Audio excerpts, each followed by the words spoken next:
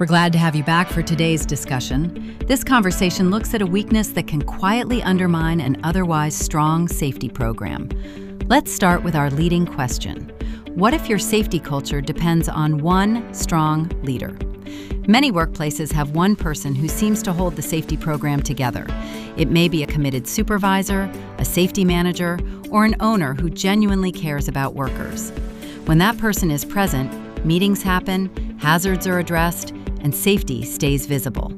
But what happens when too much depends on that one individual? At first, the system may still look strong.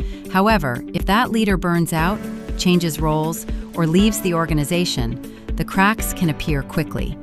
Meetings stop, hazard assessments get missed, accountability fades, and what looked like a strong safety culture turns out to be much more fragile than expected. When safety depends on one person instead of the system itself, the program may look solid on the surface while lacking long-term strength in practice. Strong leadership is one of the biggest drivers of workplace safety. When leaders visibly support safety, workers are more likely to follow procedures, report hazards, and take part in safety activities. But leadership becomes a problem when the whole system depends on one person. In a healthy safety culture, responsibility is shared across the organization. Supervisors enforce standards, workers identify hazards, managers provide resources, and safety professionals help guide the process. When everything runs through one leader, that shared responsibility starts to weaken. Workers may begin to see safety as someone else's job. Supervisors may stop making decisions on their own. Policies may still exist, but they are no longer fully built into everyday operations. The result is a safety culture that may look strong on the surface, but underneath, it is centralized, dependent, and much more fragile than it appears. Organizations often fall into this trap without meaning to. In many cases, it starts because one strong person drives the early improvements.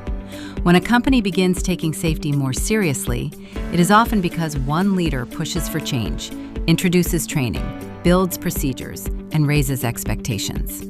In smaller organizations, that pattern can become even more common. With limited time and resources, one committed person often becomes the center of the entire safety program. Another issue is that companies sometimes mistake compliance activity for real safety culture.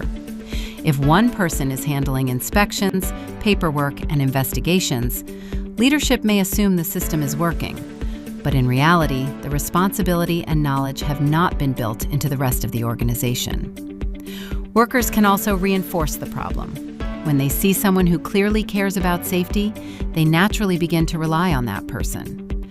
Over time, the safety leader becomes the one everyone looks to, and the rest of the organization steps back.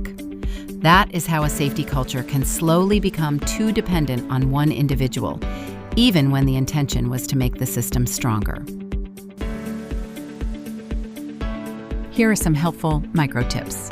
1. Do not build safety around one person.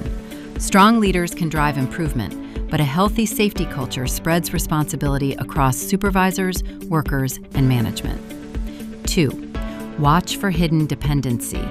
If meetings, inspections, and safety decisions only happen when one person is present, your safety system may be more fragile than it appears. 3. Strengthen supervisor ownership. Supervisors control daily work activities, so they must actively enforce procedures, address hazards, and lead safety conversations. 4. Share safety knowledge across the organization.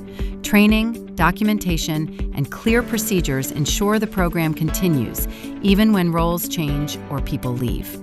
5. Develop multiple safety champions. Encourage supervisors, experienced workers, and committee members to lead safety initiatives so the culture does not rely on one voice. And 6. Support the internal responsibility system.